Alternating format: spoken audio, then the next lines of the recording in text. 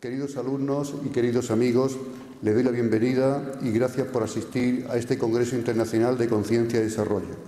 En estos eventos siempre solemos decir que la Cátedra Conciencia y Desarrollo de la Universidad de Granada es una cátedra abierta y plural, abierta a todas las corrientes e interpretaciones de la conciencia y siempre que sean coherentes. La Universidad de Granada siempre es plural, siempre es abierta y, por tanto, desde ese punto de vista, todo lo que sea sensato, todo lo que sea coherente es bienvenido. No quiero dejar para el final nuestro agradecimiento a los patrocinadores y colaboradores en este congreso y, por supuesto, a las facultades que nos han ayudado a la concesión de créditos a los alumnos. El objetivo que deseamos transmitir en este congreso es comprender al ser humano en un nuevo contexto, en un nuevo paradigma de la realidad, divulgar la capacidad del ser humano para percibir la realidad y reconocerse en ella. Esto es lo que llamamos consciencia, el conocimiento inmediato que tenemos de nosotros mismos, de nuestros actos y de nuestras reflexiones. Es decir, la capacidad de los humanos de verse y reconocerse a sí mismos, de juzgar esta visión. Cuando impartimos un curso de conciencia, muchos alumnos me preguntan, ¿pero esto de la conciencia, profesor, qué es? Y a veces pues tengo que explicarles algo que es muy difícil, ¿no? Definir la conciencia es, para nosotros ya es muy fácil, pero en un principio no se transmite tan rápido. Por ejemplo, William Shakespeare en el año 1600 decía que la conciencia es la voz del alma. Para Emmanuel Swedenborg, científico, teólogo, místico, matemático, escritor, en el año 1750 decía que la conciencia es la presencia de Dios en el hombre. Y de otro punto de vista, para George Washington, decía que es esa chispita de fuego celeste. Para Gerardo Smelding y otra serie de escritores y pensadores, es la facultad que tiene el ser humano que le permite conocerse a sí mismo y comprender las leyes del universo y las leyes de la vida, campo acásico en el que todos estamos conectados. Bien, nuestro objetivo en la cátedra, como he dicho bastantes veces, en este nuevo contexto, en este nuevo paradigma de la realidad, es elevar los niveles de conciencia, reducir los niveles de sufrimiento y alcanzar la paz interior o la felicidad. Es un objetivo muy ambicioso, pero en eso estamos. Decía mi querido amigo Tomé Oliver que esta es una información espectacular que estaba prevista tal vez para dentro de 200 años, pero también me decía, esta información ya está aquí, ya está en las grandes empresas, en las grandes corporaciones, en las universidades americanas y, por supuesto, también de una forma más tímida aquí también en la Universidad de Granada. Tendrá sus detractores, eso está clarísimo, que lo habrá, pero como economista tengo que decirles que la única manera de progresar sustancialmente en los problemas desafiantes de nuestro tiempo es que las empresas impulsen las soluciones, que también eleven el nivel de conciencia. Dentro de unos 30 años, parece ser, según dicen los economistas premios Nobel, que el paro en la humanidad puede llegar al 50% o incluso superar bastante este 50%.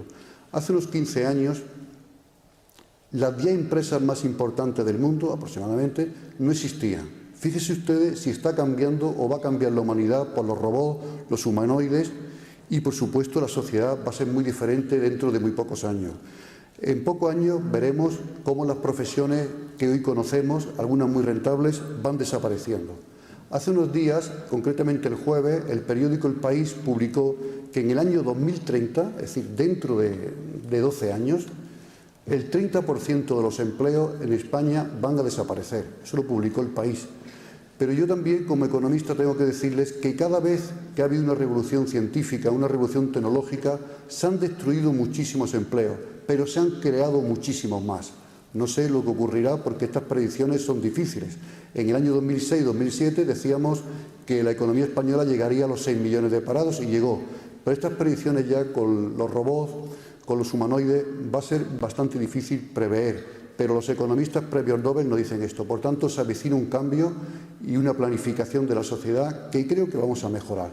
Pero siempre que ha habido una revolución científica, tecnológica, de la revolución industrial, se han destruido puestos de trabajo, pero se han generado muchísimos más. Los ejecutivos de las grandes corporaciones, de las grandes empresas, ya van más allá de la responsabilidad social corporativa. para llegar a un impacto social total en beneficio tanto de las empresas como de la sociedad en general. Durante décadas, la mayoría de las empresas han orientado sus estrategias hacia la maximización del retorno total de los accionistas, dejando para los gobiernos y para las ONG los desafíos sociales. Ahora, los líderes corporativos mundiales están reconsiderando el papel de las empresas de la sociedad. Y aquí tenemos varios ejemplos, como por ejemplo don Gonzalo Rodríguez Fraile. Deja sus empresas y se dedica a servir a la sociedad. El sector privado será fundamental en este nuevo paradigma de la realidad. Y como ejemplo, pues podría decirles, hace 15 días, exactamente hace 15 días, yo estaba en Córdoba escuchando una conferencia de uno de los portavoces en el Congreso de los Diputados, de los 4 grandes partidos que hay en el Congreso de los Diputados en Madrid. Escuchaba a uno de los portavoces y habló del nuevo paradigma. Muchos de los que estábamos allí, bueno, yo sí lo sabía gracias a que estoy dirigiendo esta cátedra, pues no entendía lo que estaba diciendo, este nuevo ejemplo, donde desaparecían tantas profesiones, donde el nuevo paradigma iba a entrar en la política y donde decía unas cosas que la gente no entendía. Yo, cuando terminó su conferencia, me acerqué, había políticos muy relevantes de España y de Andalucía, y le dije, enhorabuena por su conferencia, por plantear el nuevo paradigma. Y le dije, mire, en Granada tenemos un congreso que es de conciencia y desarrollo, y me dijo, pero ¿cómo te has atrevido a plantear esto? Nosotros ni en Madrid ni en Barcelona no hemos atrevido a plantear el nuevo paradigma. Pues que tengan mucha suerte, porque la vas a necesitar. Vas a tener muchos detractores, la vas a necesitar. Y me dijo esto, que no te pase como a Galileo. Digo, hombre, por Dios, ¿sabes? Por Dios, ¿sabes? Que tuvo que entregar un sumario de adjudicación, de juración, hace unos 400 años, por el simple hecho que decía, por el simple hecho de afirmar que la Tierra era redonda, que se movía y que giraba alrededor del Sol como los planetas. Claro, el tiempo le dio la razón. Pero es que ahora parece que se la quita, porque miren ustedes lo que está apareciendo de planetas, de universos, de multiversos. Es decir, esto cambia de una forma pues tremenda, trepidante. Desde luego, la información que van a recibir ustedes aquí, que van a escuchar, y también van a dar a ustedes mucho, es una información espectacular, probablemente de lo mejor que hayan escuchado en su vida. Bueno, pues yo solamente espero que pasen un feliz día en este Palacio de Congresos. Le doy de nuevo la bienvenida, muchísimas gracias por su asistencia y nos veremos durante todo el día. Muchísimas gracias a todos.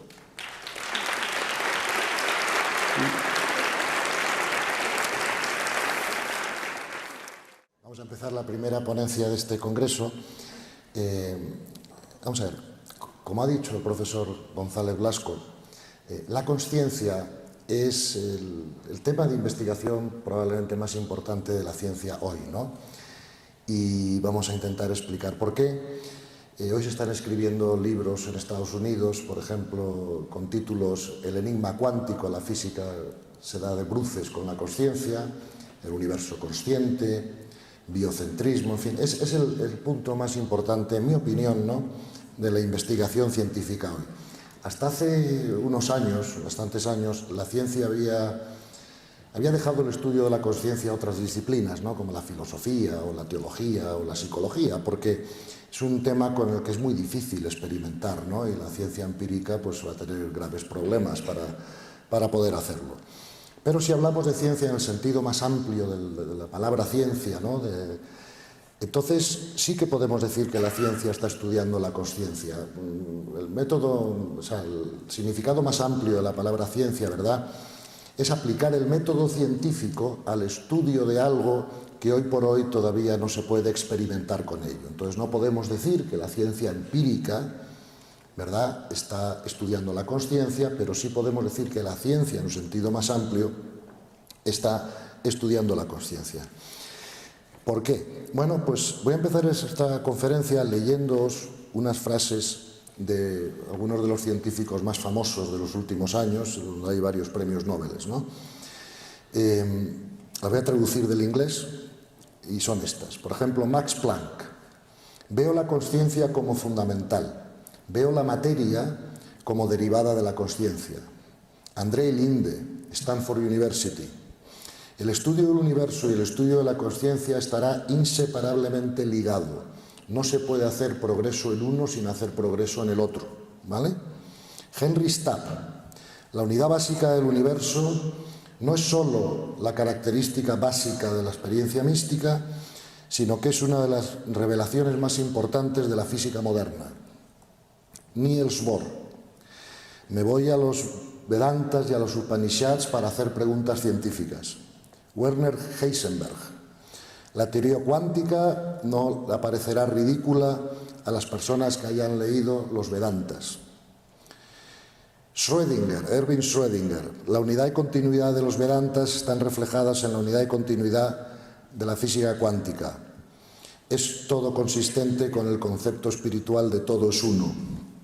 Y por último, Einstein, de hace ya muchos años: lo que hemos llamado equivocadamente materia no es nada más que la energía de lenta vibración que puede ser percibida por nuestros sentidos. Punto. No existe la materia. ¿Ok?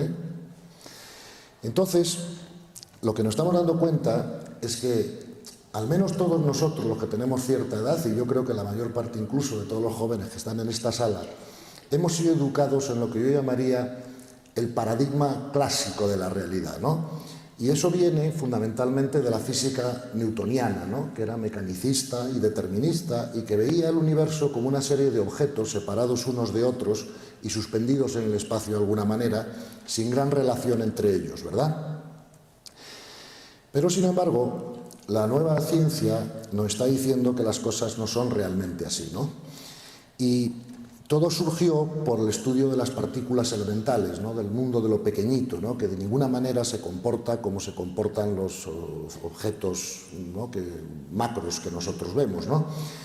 Y eso les causó a los físicos muchos problemas porque no podían entender lo que estaba pasando a esos niveles. Y por eso la física, y cuando hablo de la física pues incluyo también la astronomía, la cosmología, como ha dicho también el profesor Blasco, pues es la que tiene la fuerza de cambiar paradigmas, ¿no? Al cambiarnos, con el tema de Galileo, por ejemplo, fue la primera vez que ocurrió en la historia de la humanidad, y yo creo que ahora está ocurriendo lo mismo por segunda vez en la historia de la humanidad, ¿vale? Lo que vamos a intentar en esta primera conferencia es explicar de una forma resumida y breve de qué se trata ese cambio de contexto, ¿no? Porque luego veremos rápidamente cómo eso puede afectar a nuestras vidas, ¿no? Y cambiar nuestros propósitos y nuestras ideas de nosotros mismos.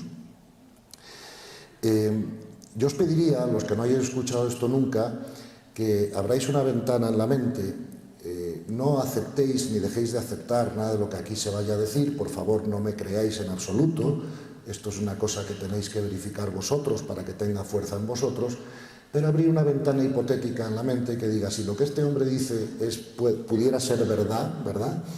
¿Qué me pasaría a mí, ¿no? ¿Cómo cambiaría mi vida? ¿Cómo vería las cosas de forma diferente? Y si eso es así, pues luego os queda un trabajo que es más sencillo, que es verificar que sea verdad, ¿no? Vamos a ver. El nuevo paradigma de la realidad, un poco lo que ha cambiado, es que nos está demostrando la existencia de la realidad espiritual, ¿vale? Y cuando pronuncio la palabra espiritual no lo estoy haciendo con connotaciones religiosas, ¿no? Porque una de las cosas que vamos a tener que hacer ahora es hasta inventar un nuevo lenguaje, porque nosotros teníamos un lenguaje que funcionaba muy bien con el paradigma antiguo, materialista, ¿no? Si yo pronuncio la palabra mesa, todo el mundo sabe lo que estoy diciendo. Podrá tener 3 patas o 4, podrá tener, no sé, ser más grande o más pequeña, pero todos sabemos lo que es una mesa. Pero si pronuncio la palabra alma, estoy seguro que vamos a tener 300 definiciones diferentes en esta sala de lo que cada uno piensa que es el alma, ¿no?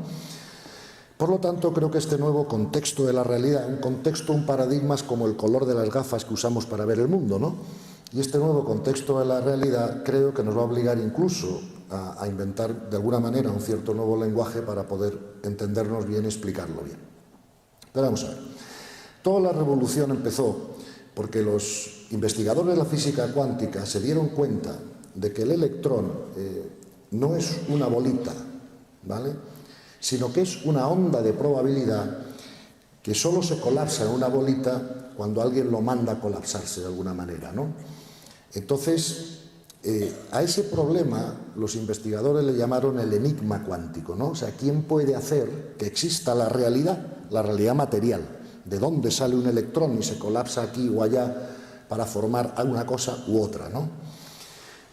Y ha habido muchas interpretaciones de cómo eso podría ocurrir. La primera fue la interpretación de Copenhagen, donde fundamentalmente se consideraba que ese colapso del electrón se hacía al azar, ¿verdad?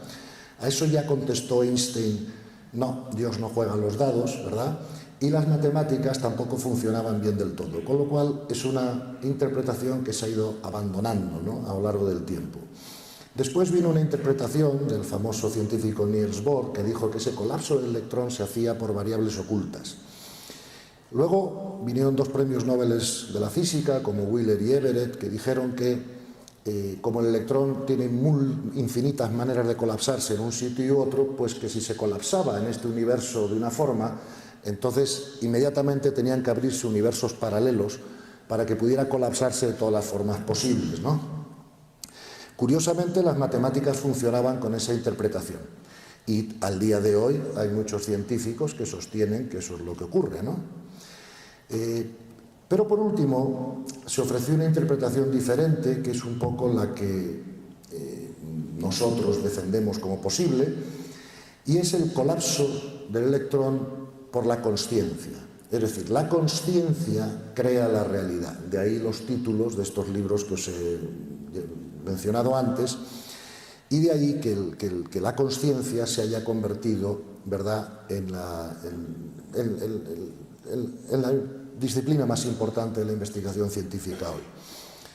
Claro, me podríais preguntar, si unos científicos piensan que la solución está en los universos paralelos, otros piensan que la consciencia crea la realidad, ¿cómo eliges entre una y otra? ¿Por qué tú dices que tú crees que es la consciencia la que crea la realidad cuando las matemáticas funcionan en las dos teorías, ¿no?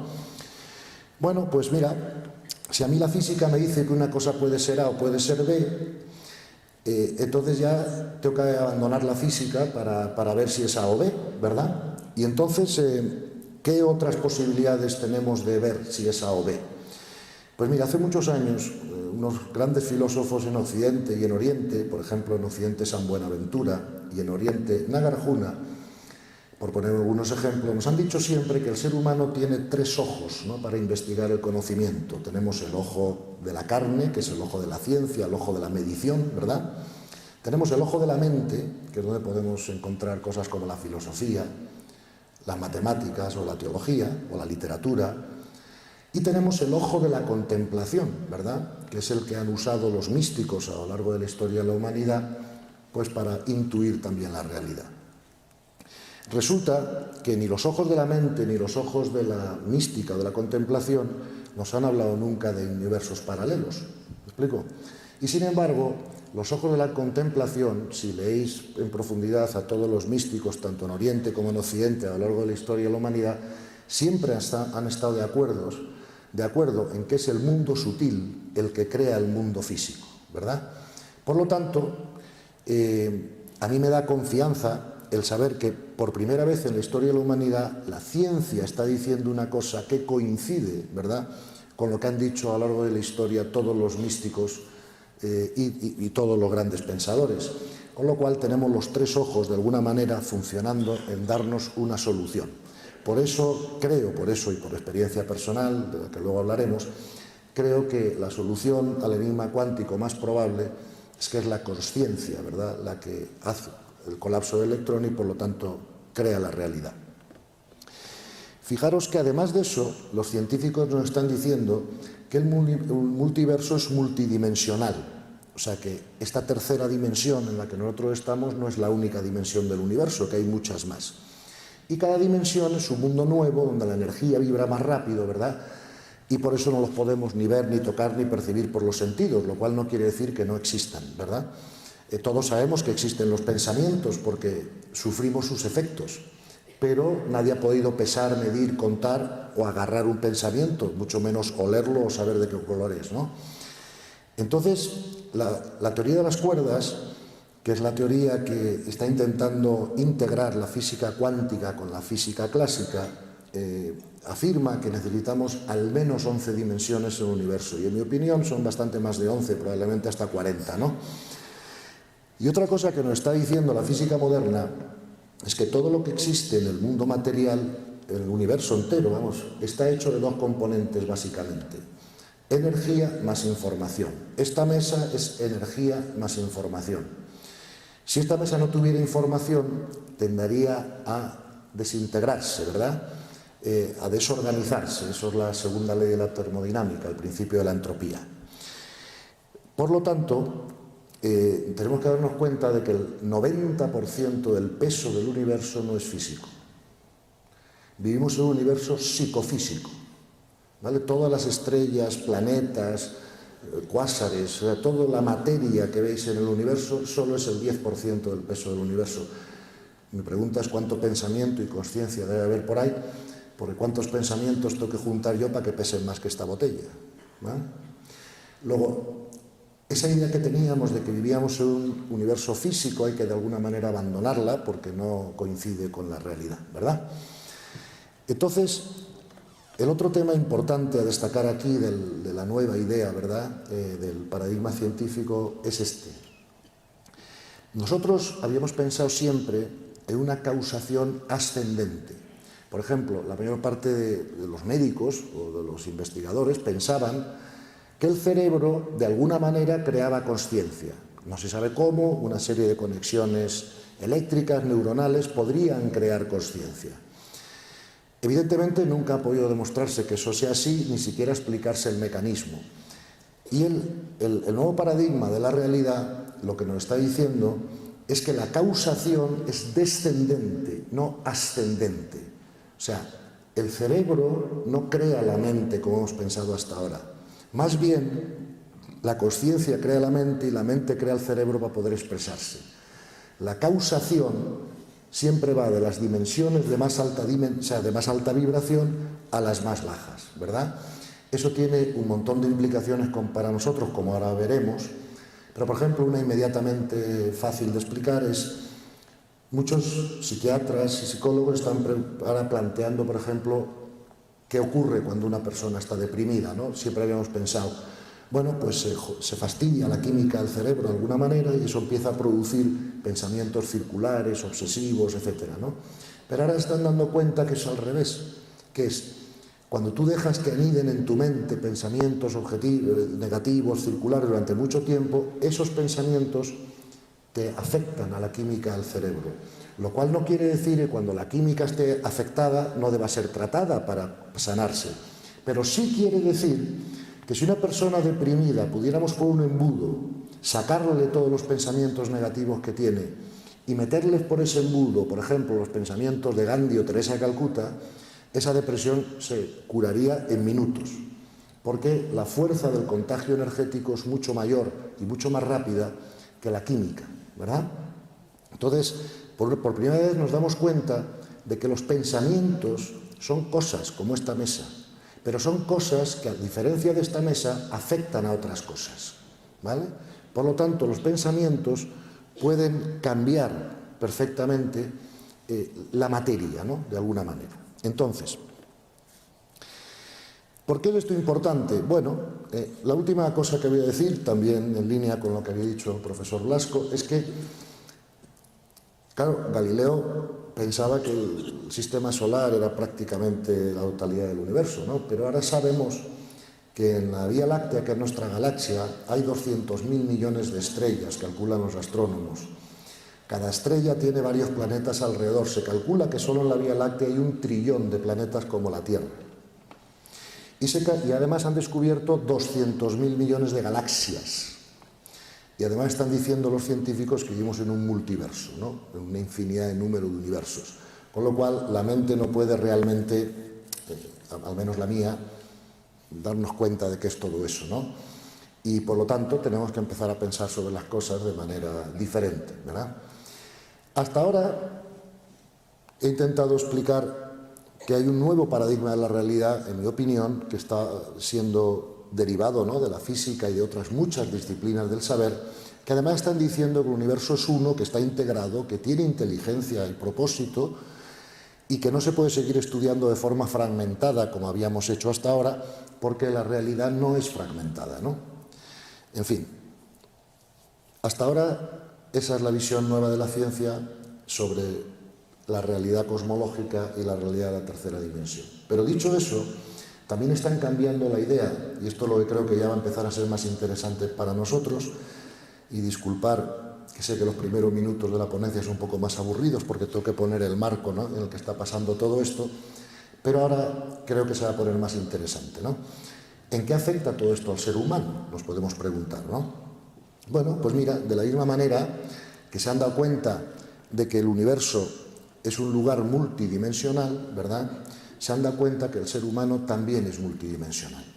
Y lo que están planteando hoy es que el ser humano no tiene un solo cuerpo, como hemos pensado toda la vida, sino que tenemos 4 cuerpos, ¿verdad? Tenemos el cuerpo físico, que todos podemos tocar, ¿verdad?, y ver. Luego tenemos un cuerpo emocional, que es donde sentimos las emociones. El cerebro no experimenta las emociones, lo experimenta el cuerpo emocional, lo compartimos con los animales. La segunda capa del cerebro, el mesencéfalo, lo que hace es regular esas emociones para que no tengamos varias a la vez, ¿verdad? Pero se experimenta en ese cuerpo emocional o cuerpo vital. Hasta ahí, por ejemplo, lo compartimos con un animal avanzado, como por ejemplo un perro que tiene cuerpo físico y tiene cuerpo emocional. Mi perro se pone contento cuando llego a casa. Si tuviera un cocodrilo de mascota, el cocodrilo no se pondría contento cuando llego a casa, porque no tiene cuerpo emocional, ¿verdad? Ahora bien, el ser humano, además del cuerpo físico y el cuerpo emocional, como todos sabemos, tiene un cuerpo mental, ¿vale?, que es donde tenemos la capacidad de razonar, de razonamiento abstracto, y eso ya sí que nos distingue de todos los animales. Pero lo que está quedando más claro cada vez en el mundo de la ciencia y de la física es que tenemos un cuarto cuerpo. Y ese cuarto cuerpo lo llamamos el cuerpo espiritual. Históricamente se ha llamado el alma, ¿verdad? Y cada cuerpo tiene una mayor frecuencia vibratoria. Por eso los 3 últimos no los podemos ver ni tocar, porque vibran tan rápido la energía que no la podemos percibir por los sentidos, como decía Einstein antes. Pero el que no la podamos percibir por los sentidos no quiere decir que no existan. Quiere decir que no los podemos percibir por los sentidos, ¿ok?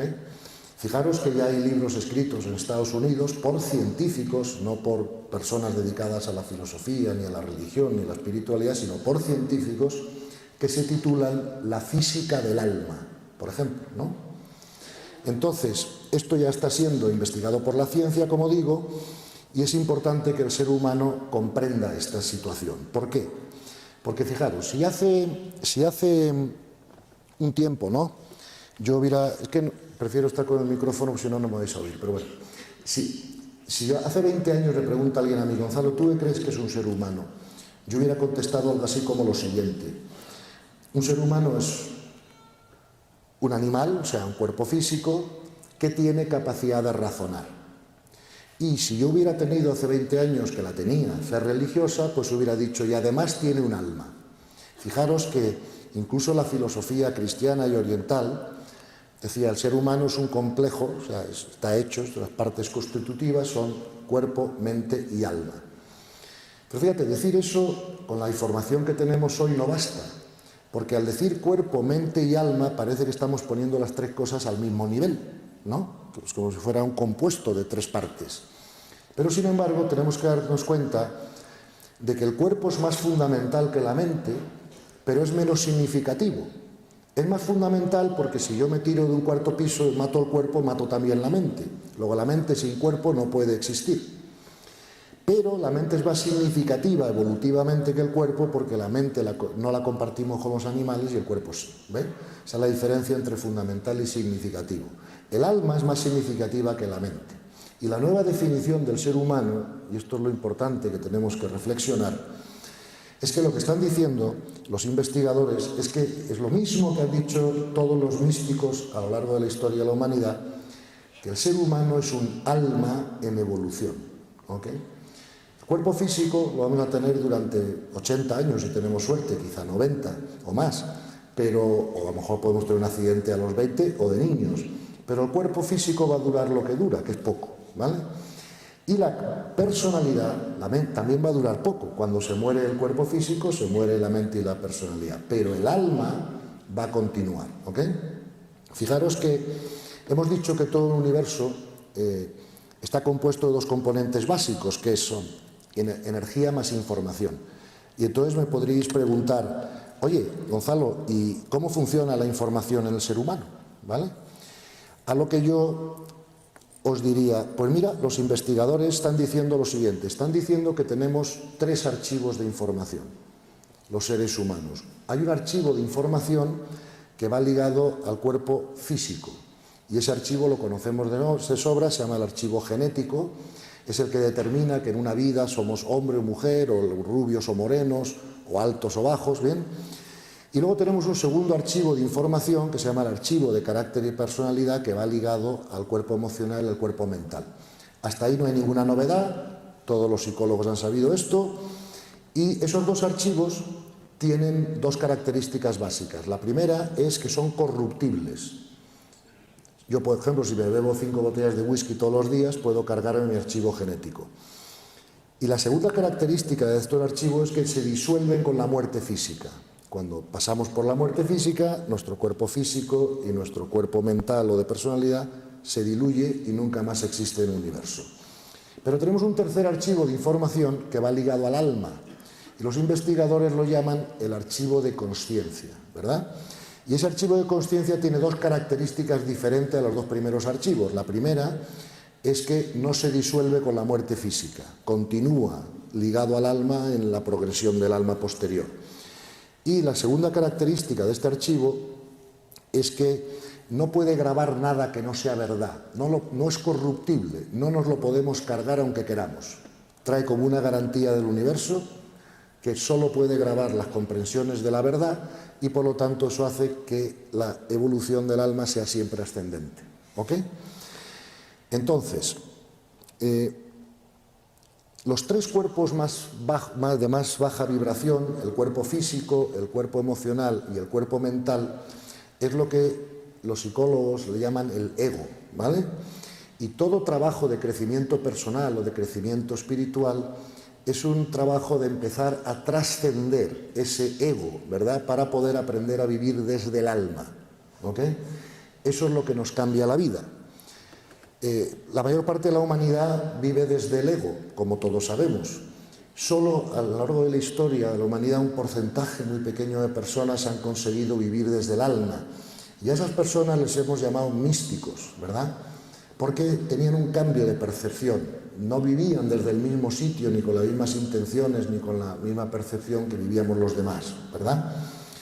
Y precisamente porque sabemos que somos un alma, ¿verdad?, pues tenemos que aprender a identificarnos con ese alma y a vivir desde ahí. Para eso tenemos que aprender a trascender el ego y sus necesidades. ¿Cuáles son las necesidades del ego? Pues mira, básicamente 2, como todos sabemos.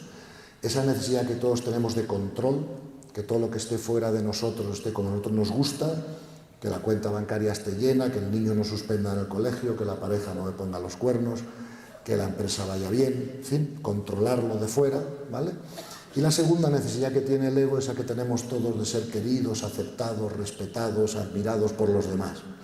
Y esas 2 necesidades condicionan toda nuestra vida, ¿verdad? La trascendencia del ego es el soltar esas 2 necesidades para poder empezar a vivir libremente desde el alma, ¿cierto? Ok. Entonces fijaros que hasta aquí llega la ciencia, y la ciencia ya no va a decir nada más. La ciencia dice que es multidimensional el universo, que es multidimensional el ser humano, que tenemos cuerpo, mente y alma, y ahora hay que darle sentido a todo esto, ¿no? Y bueno, como dijo Wheeler, premio Nobel de la física, dice, ya no hay nada en la física que pueda explicar la física, y tenemos que llegar a la metafísica, porque ahora ya estamos hablando de la consciencia, ¿no? Entonces, aunque puede haber muchas interpretaciones que la gente pueda tener al respecto de esta problemática, yo me gustaría ofreceros una interpretación posible que me parece que es muy coherente, que la mayor parte de los, como digo, los pensadores y los investigadores hoy en día están adoptando, y que de ser cierta, pues nos va a cambiar la vida a todos, como ahora veremos, ¿no? Fijaros que hemos dicho que el alma O sea, que el ser humano es un alma en evolución. Entonces, vosotros sabéis que todas las religiones, todas las filosofías y ahora la ciencia están intentando dar respuesta a la pregunta ¿y qué pasa con el alma después de la muerte? ¿Verdad? ¿Cómo sigue ese alma evolucionando después de la muerte física? Como sabéis, hay algunas religiones orientales que siempre han hablado de la reencarnación y sin embargo tenemos las religiones o filosofías occidentales que siempre han hablado de un alma, un cuerpo, ¿verdad? Y sin embargo las religiones occidentales han pensado que después de la muerte física el alma sigue evolucionando en otro lugar y a ese otro lugar le han llamado purgatorio, ¿vale? Pero resulta que incluso en las religiones occidentales los últimos dos pontífices han dicho que el purgatorio no es un lugar geográfico, sino que son estados de consciencia, ¿verdad?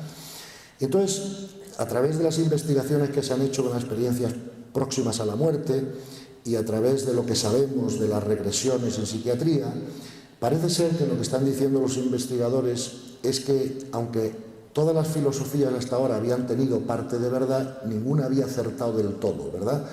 Porque las orientales hablaban de reencarnación, las occidentales hablaban de progreso o purificación sucesiva del alma en un lugar que se llamaba el purgatorio, ¿verdad? Lo que están diciendo ahora los científicos es que aparentemente todos tienen razón en parte, pero lo que ocurre es algo que llamamos la experiencia sucesiva del alma. No es reencarnación porque no se reencarna la persona, ¿verdad? Nunca más va a haber un Gonzalo en el universo porque mi archivo genético, del que antes hablamos, y mi archivo de carácter y personalidad se van a disolver y nunca va a haber más un Gonzalo. Pero mi alma, cuando yo muera físicamente, va a seguir progresando en niveles de conciencia, en purificación, llamarlo como queráis. Y la pregunta es si eso cómo ocurre, ¿verdad? Las religiones occidentales han tenido razón en eso y dicen que ocurre en el purgatorio, pero ahora nos dicen que el purgatorio no es un lugar geográfico. Entonces, lo que parece ser que ocurre es que el alma, todos nosotros, después de la muerte física, va a su casa, ¿verdad? Fíjate, Benedicto XVI hace 4 días dijo una cosa muy importante, dijo, me estoy preparando para volver a casa. No dijo para ir a casa, dijo para volver a casa, porque de ahí hemos venido y ahí volvemos. ¿Me explico? Entonces, aparentemente lo que ocurre es que el alma tiene su lugar de existencia en el universo, que están especulando que es la 10ª dimensión, porque es donde empiezan las dimensiones de la conciencia y terminan las dimensiones mentales, y de vez en cuando el alma viene a los mundos físicos a hacer unos cursos de crecimiento, de aprendizaje, ¿ok? Y entonces, la visión, ¿verdad?, que está surgiendo es que los planetas físicos, de los que hay trillones en el universo, son escuelas de almas, ¿ok? Aquí vienen las almas a encarnarse en cuerpos físicos, con carácter, con personalidad, para ir subiendo de nivel de consciencia, ¿ok? Y entonces, si estos planetas físicos son escuelas de almas, la pregunta que me podéis hacer es, oye Gonzalo, ¿y cuáles son las asignaturas que el alma tiene que aprender? Porque si yo, por ejemplo, estudio la carrera de económicas, el profesor Blasco me dirá, tú tienes que aprender macroeconomía, microeconomía, en fin, todas las asignaturas de la carrera de económicas para poder graduarme. Entonces, ¿cuáles son las asignaturas del alma? Y dicen los expertos que las asignaturas del alma son los niveles de consciencia, ¿vale? Y entonces, ¿qué es un nivel de consciencia? Un nivel de consciencia es como un campo atractor, como un campo energético, casi, que determina toda nuestra vida y que nos pone los límites por arriba y por abajo. Hombre, todos sabemos que hay mucha diferencia, ¿no?, entre personas como Al Capone o Pablo Escobar y personas como Teresa de Calcuta o Gandhi, ¿no? Y la pregunta es ¿por qué? ¿De dónde viene esa diferencia, ¿no?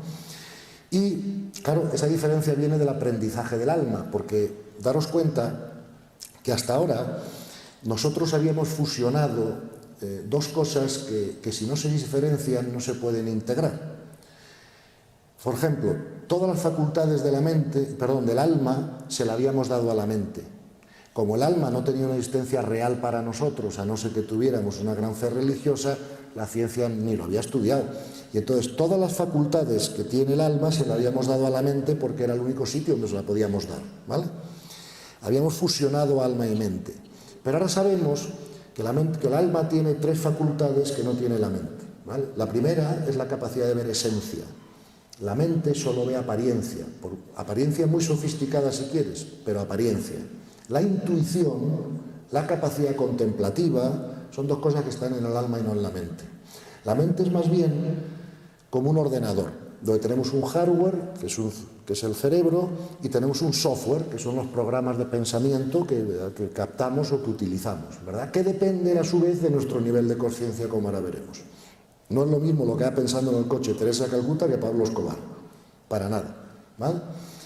Entonces, la capacidad de esencia está en el alma, la capacidad de libertad está en el alma, ¿ok? Y la capacidad de intención está en el alma y no en la mente. La gran diferencia entre Teresa de Calcuta y Al Capone no es tanto la mente, es la intención, qué quieren hacer en la vida y por qué, ¿no?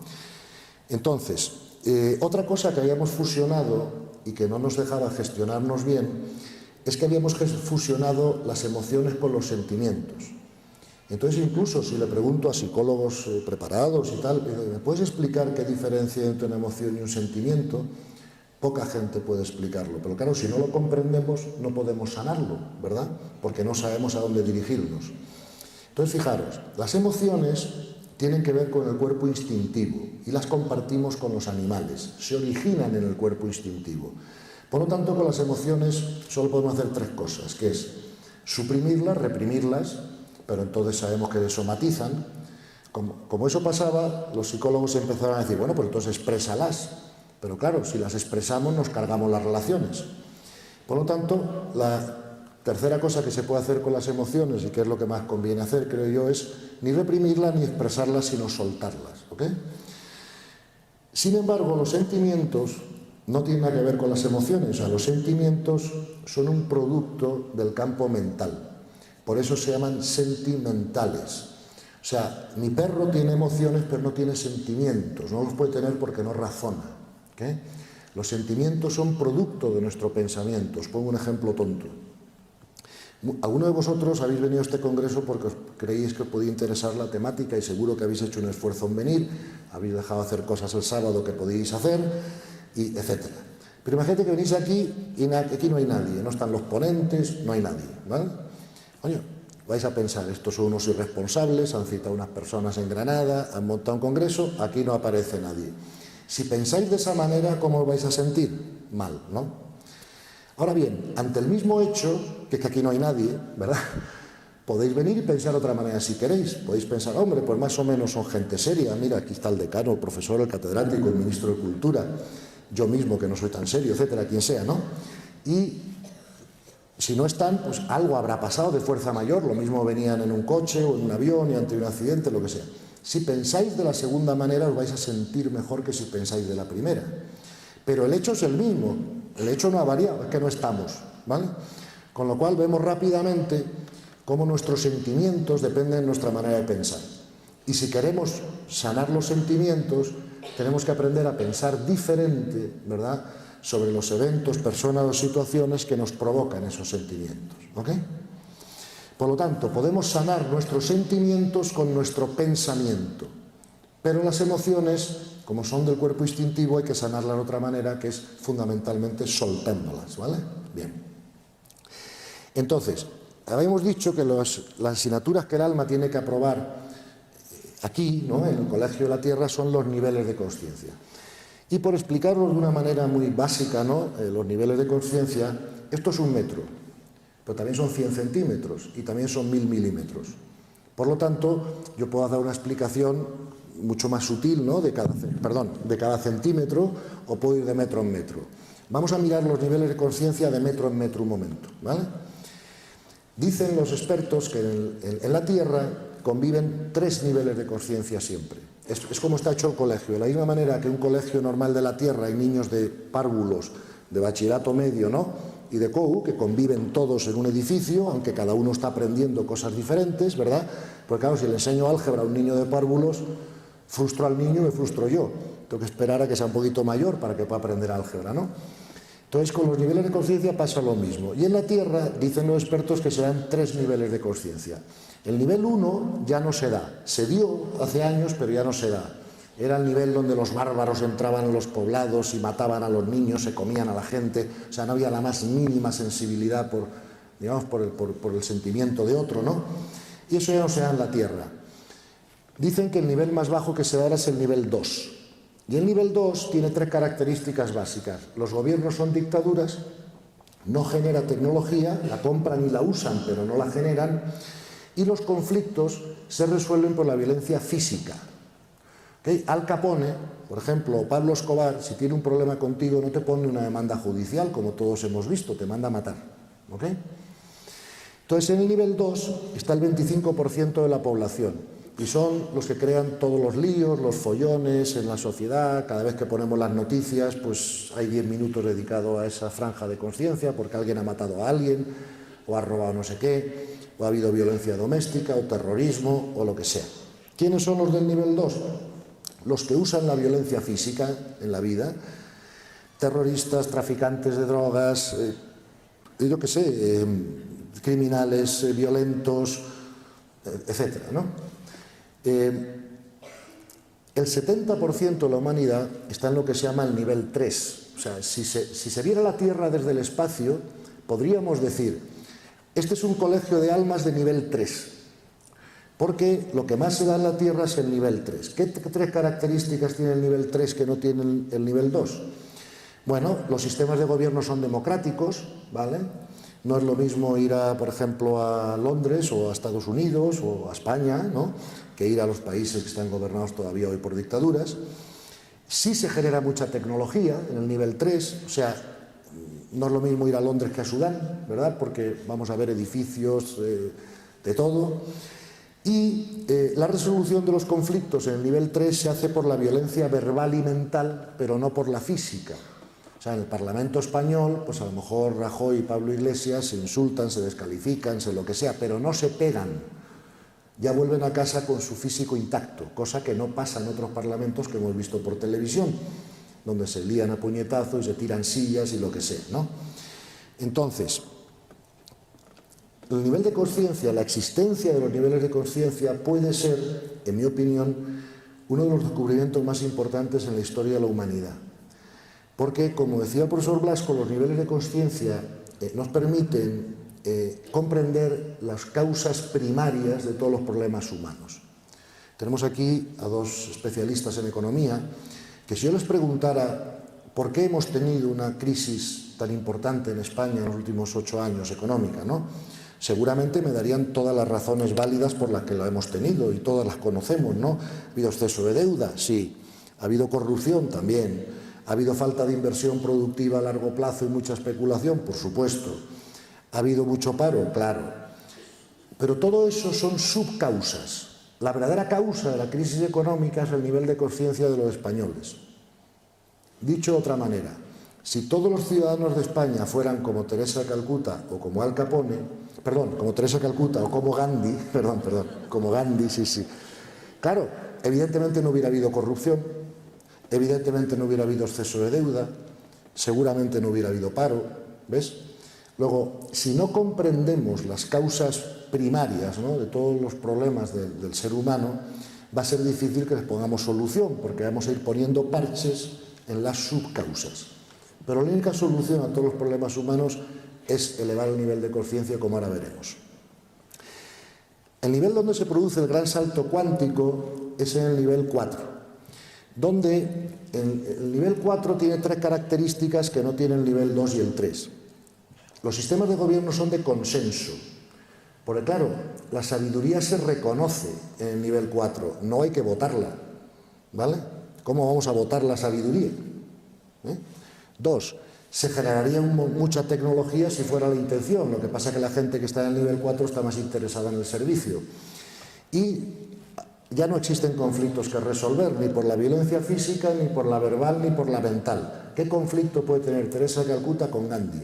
Y si lo tuvieran, ¿cómo lo resolverían? También tenemos que darnos cuenta que hay una enorme diferencia entre el tercero bajo y el tercero alto, por ejemplo, ¿no?, y que puede llevar muchas vidas, ¿no?, transcurrir solamente ese nivel. La gran diferencia entre el 4 y el 2 y el 3 es la intención predominante. En el nivel 2 y en el nivel 3, la intención predominante sigue siendo obtener. ¿Y obtener qué? Pues lo que todos sabemos, dinero, poder, sexo, relaciones, juguetes, casas bonitas, lo que sea, obtener. Y en el nivel 4, como ya estás lleno, no crees que tienes que llenarte de cosas de fuera y por lo tanto la intención predominante es servir, no obtener, ¿ok? Ya en el tercero alto empieza a haber una mezcla de intención entre el obtener y el servir. Por ejemplo, es el mundo pues, de los empresarios o profesionales de distintas profesiones que con el dinero que les sobra o con el tiempo que les sobra, pues empiezan a ayudar a los demás. Pero todavía no es su actividad básica, ¿no? Su actividad básica sigue siendo productiva, sigue siendo obtener, pero ya empieza a despertarse una intención de servir. Intención que se convierte en predominante en el cuarto nivel. Para explicar esto un poquito más concreto todavía, vamos a poner dos ejemplos que me gusta poner porque son cosas que afectan la vida de todas las personas. ¿Cómo se viven estas cosas según estos distintos niveles de consciencia? Por ejemplo, el trabajo y el sexo, ¿ok? El trabajo, en el nivel 2, está siempre ligado a la violencia física. Y ahí no hay acuerdos posibles, no hay nada, simplemente yo quiero esta esquina de la droga, tú también la quieres, pues la ley del más fuerte. Te voy a matar por esto o te voy a matar a mí. El trabajo siempre está ligado a la violencia física, gente que va armada, que tiene guardaespaldas, en fin. El tercero bajo es el nivel de conciencia, por ejemplo, de los políticos o empresarios, por ejemplo, corruptos, ¿vale? Que ya no matan a nadie ni llevan pistola, pero que hacen todo lo que pueden para salir ellos hacia adelante con un solo criterio, que no me pillen. Si no me pillan, todo vale, ¿ok? En el tercero alto, las personas quieren, claro, salir hacia adelante ellas y tal, pero ya tienen un criterio ético ellos propio y ya no hacen cosas que no deben hacer, les pillen o no les pillen, ¿vale? En el cuarto bajo, el trabajo ya no se hace trabajo por dinero, ¿vale? Ni por puesto, ni por función, ni por títulos, ni por tarjeta de visita. Se hace trabajo para servir. Y todo lo demás es una consecuencia del servicio, pero no es lo que se busca, ¿vale? Por ejemplo, el sexo. En el nivel 2 es el nivel de las violaciones, la pederastia, y si no es violencia en el sexo, es violencia alrededor del sexo, y hablamos de violencia doméstica, etcétera, ¿no? En el tercero bajo es el sexo se vive de una manera genital, es el mundo de la prostitución, de las múltiples parejas, del aquí te pillo, aquí te mato, lo que sea. El tercero alto es el mundo, por ejemplo, del matrimonio cristiano, de la pareja estable, donde además de sexo se buscan otras cosas, ¿no? Como es crecer juntos, crear una familia, ayudarse mutuamente, etc. En el cuarto bajo, pero en el tercero alto, el sexo todavía es necesario. Y si no se practica, se echa en falta. Porque, aunque hay gente que quizá no sepa esto, pero el sexo es un gran recuperador de energía. En el tercer nivel todavía se pierde energía por conflicto interno. Fijaros que se pierde mucho más energía por conflicto interno que por correr un maratón. Si yo corro un maratón, bueno, allá a mi edad, pues acabaré derrengado, por supuesto. Pero descanso 2 días en la cama y me recupero. Como tenga un conflicto interno importante, todos sabemos que podemos tardar años en recuperarnos, ¿verdad? Hay más gasto de energía en el conflicto interno que en ninguna actividad física. Por lo tanto, en el tercero alto el sexo se siente todavía como algo necesario, ¿no? El cuarto bajo es el primer nivel en el que el sexo ya no es necesario, porque ya no hay pérdida de energía por el conflicto interno. Y por lo tanto es la primera vez que una persona está libre de practicar el sexo o no hacerlo. Si se practica, solo se practica en el ámbito de una relación mucho más espiritualmente conjuntada que un matrimonio normal, ¿verdad? En el cuarto alto ya nadie practica el sexo porque nadie en su sano juicio se baja de una experiencia mística para tener sexo, ¿no? Con lo cual, como veis, cualquier tema de nuestra vida, sea el trabajo, sean las relaciones humanas, sean las relaciones sexuales, sea todo, depende de nuestro nivel de consciencia, ¿ok? Y el nivel de consciencia determina nuestras posibilidades por encima y por abajo. Por ejemplo, yo ya no puedo matar gente, no se me ocurre, o sea, no entra en mi cabeza coger una pistola y pegarle un tiro a nadie. Pero por desgracia para mí, todavía no puedo hacer lo que haría Teresa de Calcuta, porque estoy seguro que si fuera ahí y estuviera así, me agotaría, no sé, me explico, ¿no? Bueno, puedo dar conferencias, puedo hacer otras cosas, Pero, ¿ves? El nivel de conciencia nos limita nuestras posibilidades de actuación, de pensamiento, de intención, por arriba y por abajo. Y todo lo que tiene que hacer el alma cuando viene aquí a la Tierra a entrenarse, ¿verdad?, es intentar subir de nivel de conciencia lo más rápido posible. Nadie nos prohíbe, ¿verdad?, hacer 2 cursos en uno. Yo lo hice de joven. Recuerdo que estaba en el colegio, siempre lo cuento en las conferencias, y me aburría ya, ¿no? Además mi colegio era solo de chicos y en la universidad podía ir chicos y chicas, y me apetecía más, podía conducir, y yo quise ir a la universidad lo antes posible. Como tenía el mapa delante muy clarito, ¿no?, tenía que aprobar COU para ir a la universidad, pues me hice el esfuerzo en verano de hacer un curso en verano. Si no hubiera tenido el mapa delante claro, si yo no hubiera sabido que tengo que aprobar COU antes de llegar a la universidad, pues con toda seguridad ese verano no hubiera hecho ese esfuerzo, me hubiera ido a la playa con el resto de mis amigos, ¿no? Fíjate, los niveles de conciencia nos dan por primera vez en la historia de la humanidad, en mi opinión, un ejemplo muy claro, un mapa muy clarito, ¿no?, de cuáles son el progreso espiritual al que estamos llamados, ¿verdad? Y por lo tanto, pues tenemos que ponernos a ello, porque prisa no hay, el universo nos va a dar todo el tiempo que queramos a cada uno, pero el precio que pagamos, como ahora veremos, por el crecimiento es el sufrimiento. Como nadie queremos sufrir, cuanto más rápido vayamos subiendo el nivel de conciencia, menos sufriremos, como ahora veremos también. Entonces, la siguiente, a ver, aquí. Esto ya es, ahí va, un momentito, esto tiende a pasarse automático, aquí. Esto ya es un cuadro de nivel de conciencia, ya no de metro en metro, sino un poquito más detallado. Es de otro autor, y aquí veis el nivel llamado a la izquierda, como llaman al nivel, a la derecha veis escala, ¿verdad? Escala significa la frecuencia vibratoria de la energía de ese nivel. Acordaros que al principio de la conferencia os había leído una frase de Einstein que decía que no existe la materia, que lo dijo Tesla también, lo han dicho muchos científicos, que todo lo que existe en el universo es energía informada. Y por lo tanto, así como la materia yo la puedo medir por el peso, la densidad o el tamaño, yo la energía solo la puedo medir por la frecuencia vibratoria, los ciclos, por famosos ciclos por segundo, ¿verdad? Entonces, la escala es los ciclos por segundo de la energía vibratoria de las personas a cada distinto nivel, ¿ok? Entonces, por ejemplo, una persona como Teresa Calcuta o como Gandhi, en esa escala estarían entre 700 y 1000. Una persona como Pablo Escobar o Al Capone estaría pues entre 75, 100, 125, por ahí, ¿verdad? Y un 80% de la humanidad está por debajo de 200. 200 es la línea mínima de la integridad básica, ¿vale? O sea, un 80% de la humanidad se metería en el bolsillo un billete que se encuentra en el suelo sin preguntar de quién es, si está seguro de que no le ven. ¿Ok? Entonces, la integridad empieza de 200 hacia arriba y la iluminación empieza de 600 hacia arriba. ¿Ok? Por ejemplo, gente como Einstein o como los grandes científicos, los grandes pensadores, están en 400 y pico. Es gente que ya han dominado bien la mente, ¿verdad?, que viven su vida a través de la razón, pero que todavía no se han abierto al amor. ¿Ok? La gente que ya se abre al amor empieza a subir a los niveles de conciencia en verde, ¿verdad?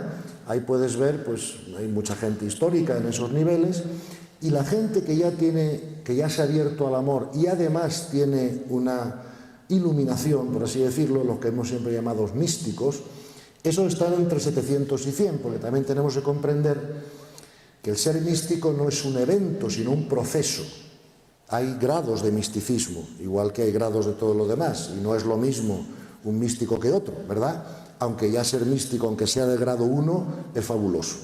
Pero hay de grado 2, de grado 3 y de grado 4, por decir algo, ¿no? Y puedo poneros ejemplos en concreto de personas históricas en cada uno de esos distintos grados del misticismo. Ok. Fíjate que la emoción predominante de cada nivel, ahí la veis, y veis también cómo se ve el mundo desde cada nivel, ¿ves? Por ejemplo, una persona de nivel 100, el nivel se llama miedo, ¿verdad? Su emoción predominante es ansiedad, porque claro, el miedo produce ansiedad, y su visión del mundo es que el mundo es un sitio aterrador. Mientras que un místico te diría que el mundo es perfecto, como ahora veremos. Perfecto para la evolución de las almas, no para lo que al ego le apetece, pero perfecto para su función. No sé si me explico. Pero claro, para poder ver eso, tienes que ser místico, si no, no lo ves porque te quedas a nivel de ego y dices, joder, ¿cómo puede ser perfecto todo esto que está pasando? ¿Me explico, no? Bien. Os pongo una diapositiva rápida, no me quiero detener mucho, simplemente para que también veáis un poco cómo varía todo según los niveles de conciencia, ¿no? Por ejemplo, de 0 a 200 el contenido de la mente es lineal. La mente solo piensa en términos de literal concreto. La mente es materialista. Se piensa en causa y efecto. Nuestra vida es mundana. Predomina el hemisferio izquierdo. En fin, no quiero daros más la lata porque se puede leer bien. Fíjate cómo empieza a cambiar absolutamente todo según cambia nuestro nivel de conciencia, ¿no? Estos gráficos están todos en el libro, o sea que está a vuestra disposición cuando queráis, ¿vale? Vamos a... Otra cosa importante es que han hecho estudios de cuál es la relación entre los niveles de conciencia y la felicidad. Y se han dado cuenta que la felicidad de cada persona depende fundamentalmente de su nivel de conciencia. No depende para nada de cómo es tu vida en el exterior, no depende si tienes más o menos dinero, recursos o éxitos, sino más bien depende de cómo interpretas la vida y te relacionas con la vida. Y eso depende del nivel de conciencia. Fijaros que en los niveles más altos la gente está feliz un 100% del tiempo. 96, 99, 100%, dependiendo de los niveles. Y en los niveles más bajos la gente no está feliz casi nunca. Y las personas del tercer nivel de conciencia, ¿verdad?, donde está el 70% de la humanidad, pues se mueven unos rangos de entre el 50, el 70, el 60, por ahí. Y eso lo sabemos todos. A veces somos felices cuando las cosas de fuera nos sonríen y quizá un poco menos felices cuando las cosas de fuera se complican, ¿vale? Fijaros que el nivel de conciencia, por determina hasta el funcionamiento del cerebro.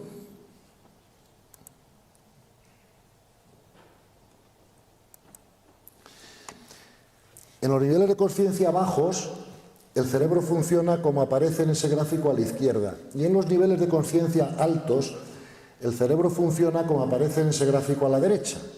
O sea, en el primer gráfico tú ves que el estímulo va directo al tálamo, de ahí pasa al córtex y va directo a la amígdala. Por eso la gente es reactiva. Esto lo podemos comprobar. Estoy seguro que si salimos ahora mismo a la calle y a todos los coches que pasan le enseñamos el dedo, ¿cuántos creéis que nos van a reaccionar? Siempre que hago esta pregunta en todas las salas me suelen decir, caray Gonzalo, el 90% más o menos. Y tienen razón, si hacemos experimento verás que 9 de cada 10 te reaccionan, ¿no? Te dicen algo a cambio. Ahora, imaginaros que la que viene conduciendo el coche es Teresa de Calcuta o Gandhi. Y cuando pasa el coche le enseñamos el dedo. ¿Vosotros creéis que ellos nos van a reaccionar? Y todos dicen, no, hombre, no, claro, ellos no. Y digo, ¡ay, si lo sabemos todos! Si esto no es nuevo, ¿no? Simplemente esto lo único que hace es ordenarnos un poco lo que ya sabíamos, ¿no? Con datos científicos más precisos. Eso es todo, ¿no? Bien, entonces, con esta... O sea, lo que tenemos que darnos cuenta con esto es lo siguiente, ¿no? Si yo os hago una pregunta, que sería esta. Si mañana os toca a cualquiera de vosotros 200 millones de euros a la lotería, ¿se lo vais a dejar manejar a un ignorante o vais a intentar buscar el mejor gestor posible que os ayude a invertir bien los recursos y tal? Y la gente siempre me contesta que Gonzalo, buscaremos el mejor gestor, por supuesto, no se lo vamos a dejar a un ignorante, ¿no? Y yo, claro. Y les digo, oye, ¿y si os ponéis enfermos un día? ¿Tenéis una enfermedad? ¿Vais a ir a que os diagnostique un ignorante o vais a buscar al mejor médico posible? Y todos me dicen, hombre, voy a ir al mejor médico posible. Y digo, claro, o sea que lo que me estás diciendo es que recursos tuyos importantes como el dinero o los recursos económicos y la salud no estamos dispuestos a dejarlos nunca en manos de ignorantes, ¿verdad que no? Y ahora os hago otra pregunta. ¿Para qué nos sirve el dinero y la salud si no es para estar más felices y tener más paz? Para poco más, ¿no? Entonces tenemos que concluir que nuestra felicidad y nuestra paz es un activo más importante para nosotros, ¿verdad?, que incluso la salud y el dinero. Yo he visto gente con mucho dinero por mi profesión que no era nada feliz, y he visto gente con muy poco dinero que era muy feliz. Luego ya me di cuenta rápido que el dinero no decidía eso, ¿vale? También he visto gente enferma muy feliz y gente sana muy desgraciada, con lo cual también me di cuenta que la salud tampoco era determinante. Luego fijaros que si no dejamos nuestro dinero y nuestra salud en manos de ignorantes, ¿por qué queremos siempre, por qué estamos dispuestos a dejar nuestra felicidad y nuestra paz en manos de ignorantes? Cada vez que alguien nos confronta, nos insulta, nos descalifica, perdemos la paz, perdemos la felicidad. Claro, eso Teresa de Calcuta o Gandhi no harían eso con nadie. Luego, si alguien lo hace contigo es porque ese que lo está haciendo también es un ignorante, ¿no?